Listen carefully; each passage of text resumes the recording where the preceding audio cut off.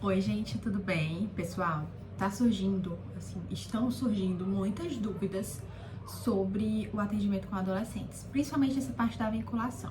Então, eu tenho recebido muitas mensagens assim no Insta, e aí hoje eu vou falar pra vocês assim os passos, mais ou menos o que é que eu faço, as estratégias e o que tem funcionado.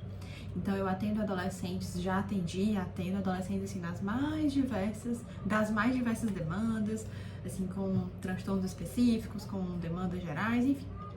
Então, eu vou colocar aqui pra vocês, mas antes deixa eu me apresentar. Eu sou Valesca Romão, sou psicóloga clínica há 6 anos, tenho um mestrado em Psicologia do Desenvolvimento e eu tô aqui no YouTube e no Instagram dando dicas para psicólogas que estão iniciando na clínica. Então, vem me acompanhar nesse vídeo. Então, vamos lá, pessoal. A primeira coisa que deve ficar muito claro para a família, inicialmente para a família, é que o espaço da psicoterapia é para o adolescente. Não é um lugar, porque normalmente os pais vêm com essa ideia, assim, de que nós seremos informantes, ou de que nós atenderemos as demandas dos pais. Então, a primeira coisa que você precisa deixar delimitado ali já na anamnese com a família é de que o espaço é do adolescente. E vocês irão juntos ali nessa jornada guiá-lo para que ele faça boas escolhas, para que ele tenha uma qualidade de vida. Essas escolhas nem sempre vão estar alinhadas com o que os pais esperam. Eu vou dar um exemplo super básico, tá? Profissão. Então, às vezes os pais desejam que o filho escolha uma coisa e o filho tem interesse por outra. Então, o seu papel não é de convencimento. Então, isso tem que ficar muito claro para os pais. Por quê? Muitos adolescentes que vêm, alguns pedem realmente, né? Dizem, estou precisando de terapia, preciso de esporte. Mas muitos deles vêm porque os pais levam, porque os pais enxergam, olha, ele tá muito assim, ele tá agindo dessa forma comigo, então ele tá se comportando assim, enfim. Então, normalmente essa demanda parte dos pais e eles só seguem. Então, a grande parte deles chega muito retraído e pensando, por exemplo, que tipo, aquele lugar vai ser um lugar mais dos pais do que deles. Então, você tem que fazer na anamnese, né, toda essa psicoeducação com os pais. Gente, eu falo muito com as mãos, mas é isso. Voltando. Mas nos primeiros atendimentos, você já tem que deixar claro também que o adolescente, ele é o principal ali, tá? Então, você vai ajudá-lo nas demandas dele, tá? Se, por exemplo, os pais têm uma demanda de relação, no sentido de que o adolescente não se relaciona bem com a família, tem muito conflito, etc., isso é algo que pode ser trabalhado em conjunto. Mas deixe claro para o adolescente ali na primeira sessão, que aquele espaço é dele. Então, normalmente, como é que é a minha fala já, assim, na primeira sessão que eu tenho com o adolescente? Peço pra ele entrar, ou ela, enfim, e eu digo, olha, vem cá, teus pais me procuraram e aí eles disseram que tá rolando algumas coisas, né, na casa de vocês, ou então eles disseram que estão te percebendo assim mais triste, mais isolado. Me conta aí, o que tá acontecendo? Por que tu acha que eles me procuraram? Então assim, eu já vou colocando pra eles que os pais me procuraram e eu vou sendo transparente, ó, teus pais chegaram aqui procurando isso, né, tu sabe como é que funciona a psicoterapia e tal. Então, nesse primeiro momento, eu já vou falando pra eles, eu não escondo, tipo, as demandas dos pais, né. Então, eu digo, olha, eles me procuraram por isso, tu concorda? O que tu acha? Tu acha que isso é uma demanda pra ti? Me conta aí o que tá acontecendo, isso tá te atrapalhando? Então, eu vou já colocando eles como protagonistas, colocando-os como protagonistas nesse momento, entendeu? Então, eu acho que é uma das primeiras coisas que você precisa fazer. Segunda coisa, já no primeiro atendimento, fale sobre o sigilo. Explique em que situações você pode quebrar o sigilo e que aquele ambiente é um ambiente protegido, em que ele vai poder colocar as coisas e você não vai correr e contar para os pais. Mas explique que terão orientações parentais. Porque às vezes o que acontece é que, sim, algumas psicólogas fazem orientações parentais meio que, tipo, sem avisar, meio que escondido, né? Tipo, tem conversa com os pais, mas meio que não avisa o adolescente, enfim. Então, o que é que eu digo? Olha, vão rolar orientações parentais, porque seus pais te trouxeram, e aí tem algumas questões familiares, então, assim, o intuito é que quando eu chame os seus pais, eu também converse sobre o que você tá demandando, etc. Então, muitas vezes eles vão colocando coisas ali, aí eu digo, ó, posso anotar isso aqui? Porque aí na próxima orientação parental eu já relato isso com eles, o que é que você acha? E aí eu vou sempre perguntando, sempre sendo muito transparente, Então, por exemplo, quando vai ter orientação parental, eu digo, olha, tô pensando em chamar os seus pais pra gente falar sobre isso, isso e isso. O que é que você acha? Tem mais alguma coisa que você quer colocar? Você quer, por exemplo, aí eu sugiro sessões em conjunto. Então, eu deixo realmente muito claro que o processo é dele. Que, tipo, ele é o protagonista. E que eu tô ali como uma auxiliar pra ajudar a conduzir a relação familiar, pra ajudar a conduzi-lo no...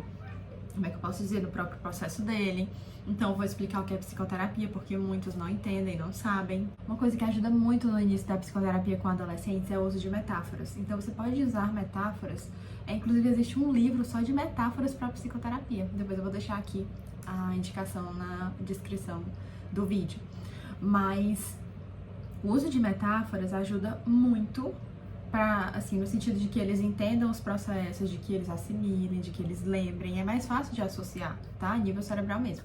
Então, por exemplo, a primeira metáfora que eu normalmente coloco para eles é como se a psicoterapia, né, e eu fôssemos ajudantes nesse processo de reorganização de prioridades, reorganização de desejos, de gostos, e aí por isso a gente vai trabalhar autoconhecimento e etc. E aí um exemplo, assim, que é muito utilizado por muitas terapeutas é o da metáfora da casa bagunçada ou do quarto bagunçado. Então vamos imaginar que você chegou ali na psicoterapia e o seu quarto tá super bagunçado, você não sabe onde colocar as coisas, você não sabe mais o que gosta, o que não gosta, você não sabe quem você quer deixar entrar no seu quarto, você tá sentindo ali muita coisa, mas você nem sabe, assim, de onde veio aqueles sentimentos, o que é que tá sendo gatilho para cada coisa, tá tudo assim fora do lugar. Então, eu vou ser a pessoa que vou ali do seu lado, pegar na sua mão e te ajudar a organizar. Mas eu também vou te ensinar a se organizar. Então, eu vou te ensinar a tentar entender o que você gosta, o que você não gosta, tentar entender que tipo de pessoa você quer convidar ali para participar do seu ambiente, que é a sua casa, que é o seu quarto. Vou te ensinar formas adequadas de falar e comunicar, por exemplo, para os seus pais que você deseja mudar alguma coisa, que você deseja fazer alguma coisa. Então, é mais ou menos desse sentido. E aí, quando essa casa, esse quarto estiver organizado, a gente vai começar o processo de encerramento e alta.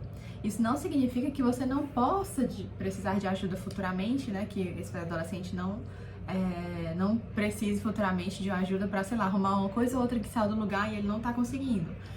Isso pode acontecer e você sempre vai estar disponível, claro, ali na medida do que for possível, para aquele adolescente. Então você pode explicar isso pra ele e que você vai ensiná-lo estratégias para conseguir fazer isso sozinho, porque a terapia não é para ser para sempre. Tem processos terapêuticos que demandam um tempo maior, mas deixe claro que a terapia ela é um processo com objetivos. Então, muitas vezes o que acontece é que esse adolescente, essa família, chegam com objetivos específicos, e aí vocês trabalham naquilo, mas outras coisas vão surgindo, né? Então, por isso que o processo ele não finaliza, assim, normalmente tão rápido. Então, inclusive, só a título de informação, quando os pais entram em contato, alguns pais me perguntam quantas sessões são necessárias para que a gente dê alta, sabe? E a gente não pode falar isso. O próprio Conselho de Psicologia diz que a gente não pode definir uma quantidade X ali de sessões, por exemplo, eu vou precisar de 10 sessões para que isso aqui dê certo. O próprio conselho orienta que a gente não faça isso, porque o ser humano, ele é muito complexo. E é como eu falei pra vocês, esse adolescente pode trazer uma demanda agora, e depois ele pode acontecer outra coisa na vida dele, pode surgir um relacionamento, pode ter uma quebra de amizade, então outras coisas vão surgindo. Você não tem como definir, você não tem como controlar que a demanda vai ser só aquela e que vai acontecer em tantos dias ou tantas sessões, né? Então, isso é uma coisa que a gente não pode fazer. Então, quando os pais te procurarem e perguntarem quantas sessões precisa, você fala, olha, inclusive o Conselho de Psicologia aconselha, não façamos esse tipo de previsão, porque nós estamos trabalhando com uma pessoa, num contexto, com diversas, né, coisas acontecendo ao mesmo tempo, então a gente não tem como definir. Mas eu vou sempre dar esse feedback para vocês de como está o andamento, de que objetivos nós temos, o que nós estamos fazendo para alcançar, tudo bem? Então, é mais ou menos assim que eu respondo quando os pais perguntam sobre isso. Outro ponto muito importante para vinculação e que realmente o processo com adolescentes caminha é você entender os gostos deles, você entender o que eles estão assistindo, o que eles estão curtindo, o que eles estão fazendo. Então, por exemplo, eu sou 30 a mais, eu tenho 30 anos, então assim, muitas coisas que estão acontecendo no universo ali da galera que tá sendo adolescente agora, em 2025, eu não sei. Então eu aprendo muito com os meus adolescentes, mas eu também pesquiso, eu tento ver tendências e etc. Então, pode ser comum pra grande maioria de vocês, mas pra mim, ter um daily era uma coisa que eu nem sabia o que era. O que é um daily? É basicamente um Instagram que a pessoa vai mostrando ali a rotina, que não é o mesmo Instagram que a família do adolescente acompanha. Então, assim, eu não sabia o que era um daily. Então, você tem que estar por dentro. A fulana, não sei o que, não me autorizou no daily dela. Sendo que daily é uma coisa que os adolescentes fazem entre si e eles compartilham entre os amigos. Então, se você tem uma amiga que tem um daily e ela não deixa você assistir, tem alguma coisa aí, né? Então, se você é um terapeuta que não entende o que é um daily, talvez você não consiga saber a importância disso. Então, são várias questões e você tem que realmente estar por dentro. Você também precisa estar por dentro das tendências, né, de séries, de filmes, de música e etc. Pra tanto fazer esse quebra-gelo, porque sim, alguns adolescentes, toda sessão inicial tem que ter, é como se fosse a primeira, sabe? Eles chegam e aí, tipo, muito introspectivos e você vai fazer um quebra-gelo toda a sessão. Isso acontece com uma parte deles. Então, é muito importante que você domine esses assuntos e vá ali introduzindo. E uma coisa que eu faço bastante é usar, às vezes com adolescentes que têm mais dificuldade de engajar nas tarefas terapêuticas, é usar os personagens de séries, de filmes, pra gente fazer intervenção. Então, por exemplo, recente eu fiz uma atividade com uma adolescente que ela tem toque, e o toque dela tá relacionado à questão de imperfeição. E aí entra num grande guarda-chuva, de padrão de beleza, enfim, várias outras coisas. E aí o que é que eu fiz? Ela tava assistindo uma série que ela me indicou e eu assisti e eu amei. Super indico pra quem ainda não assistiu, eu nunca assista, porque é muito bom, uma série adolescente maravilhosa. E ela tava super fã dessa série e eu tava acompanhando essa série. Então eu imaginei o seguinte, tá? A gente precisa aí quebrar esses padrões de pensamento, muitos pensamentos disfuncionais, muitas associações ali, né? Inclusive muitos sentimentos. Ela já estava num padrão que ela deixou de fazer, deixou de se comportar e de fazer várias coisas por conta dessa autodefesa. Então ela preferia, por exemplo, não escrever uma redação, porque se ela errasse, ela não ia conseguir simplesmente, sei lá, passar um corretivo, alguma coisa, e continuar. Ela ia ter que escrever tudo de novo. Então ela preferia não fazer. Então ela deixou de se comportar, de fazer muitas coisas por conta desse padrão. E aí o que é que eu fiz? Eu peguei os personagens da série Eu Nunca e a gente foi analisar um por um. Em que sentido? A gente pegou lá a personagem principal e aí nós fomos analisar se ela fazia escolhas baseadas em questões de estética ou de imagem, coisas que ela deixou de fazer por não estarem perfeitas, enfim. E a gente foi fazendo isso para todos os personagens. E nessa série, muitos deles têm, assim, decisões baseadas nessa questão estética, né? Porque, enfim, adolescentes, ainda mais uma série americana, então isso rola muito. Então a gente conseguiu analisar vários padrões e ela se viu em muitos padrões e a gente conseguiu detalhar. Isso foi assim uma das sessões mais ricas, porque a gente conseguiu definir exatamente os pensamentos ali, as distorções, tudo bem direitinho para conseguir intervir em seguida. E ela amou, ela super se dedicou nessa atividade. A gente não conseguiu terminar em uma sessão, porque assim, cada personagem era tipo uma folha que a gente detalhava e analisava juntas. Então, quando chegava na sessão seguinte, ela já perguntava, quem que a gente vai analisar hoje?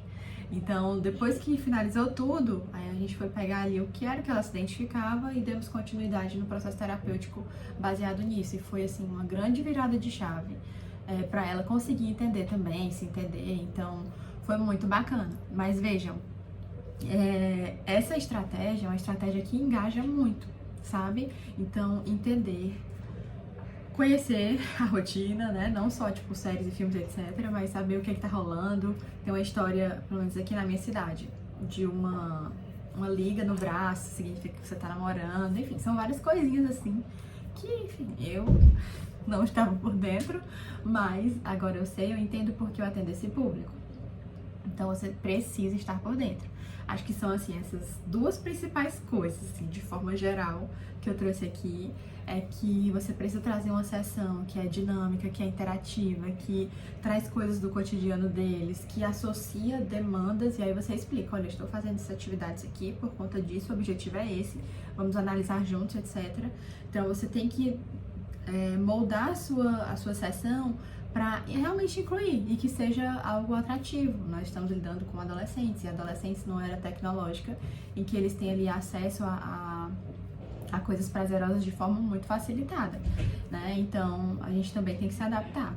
E o segundo ponto é em relação à questão do vínculo, de eles entenderem a questão do sigilo, de entenderem a relação dos pais com você.